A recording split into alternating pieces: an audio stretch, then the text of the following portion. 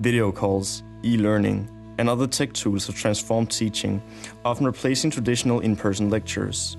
Such a case of game-based learning being used to teach was that of the finance students at Copenhagen Business. Jeg hedder Karen Almendal. Jeg er lektor på CPH Business, som er et erhvervsakademi, hvor jeg uddanner finansøkonomer og finansbachelorer. Finance students at CPH Business face significant challenges understanding the concept of bonds. To address this, we set out to create a gamified solution. Before implementation, we conducted a comprehensive analysis, including a case study of the target group and theories about learning linked to games.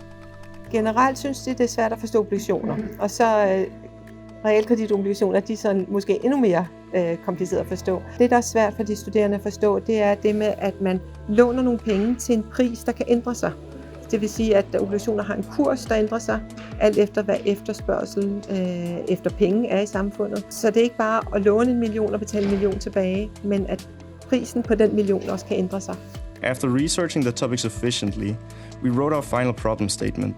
It read, "Is it possible to develop a simulation game about economic bonds as a supplement to lectures that will produce a significant and measurable performance increase in the understanding of economic bonds among Copenhagen business students?"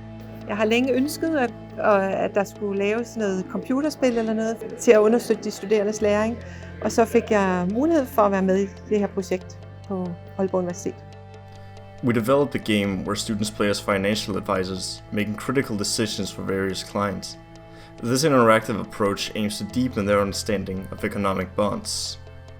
Tests were conducted at CPH Business, splitting participants into 2 groups.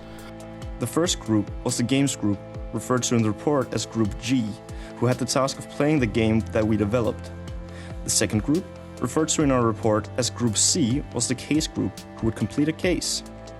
Beside their unique activity, each group would also complete surveys to gauge the user-friendliness of our product and a quiz to gauge the learning gained from our product. 2 such tests were conducted, one during the first iteration and one during the second iteration. First iteration resulted in a very low SOS score of 40.6, while the second iteration resulted with a score of 66.88, which falls high up in the OK qualification and just short of the targeted good at 68. Results from the 2 groups showed that Group G scored an average of 6.55 on the baseline and 7.58 after playing the game. This translates to an average difference of 1.03. Group C also followed an increase with 6.64 on the baseline and 7.2 after the case. That's an increase of 0.53. På hvilken måde forventer du, at den her løsning, at den forbedrer de studerendes forståelse af de forskellige typer af obligationer og de relaterede begreber?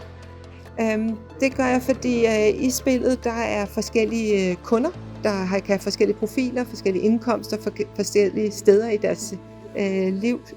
Dem jeg uddanner jeg til en sådan meget praksisnær uddannelse, hvor det er rigtig godt, at man kan prøve forskellige kundetyper.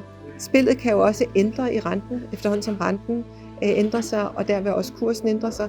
Så de studerende på den måde har mulighed for os, hvis der kommer nogle ting ind, som gør, at der skal ændringer i renten, at de skal tage stilling til, hvad kan man så gøre med kundernes lån. These results have been affected by low sample rates and missing data points, as not all participants on the final test were present for the baseline. More participants might have given clearer results, as the data samples had 38.89% of them as outliers. Despite promising results, the study faced challenges such as technical bugs. Future iterations with larger samples and refined gameplay could enhance its effectiveness. This study underscores the potential of educational games as complementary tools in traditional learning environments. With further development, such tools can transform how complex subjects are taught. Så en af de ting, jeg også synes er rigtig godt, det er, at inde i spillet, der er mulighed for, at man kan gå ind, hvis der er nogle begreber, man ikke kan huske. Hvad er en opkonvertering, hvad er en nedkonvertering, hvad betyder det at indfri? Så der er også sådan en mulighed for at gå ind i en base med termer, så de lige kan få opsummeret, hvis man ikke kan huske. Det kan også være, at de studenter, der bruger det, er på meget forskellige niveauer. Og nogen har måske ikke brug for den her at kunne tjekke nogle termer, og andre de har brug for at gøre det meget mere.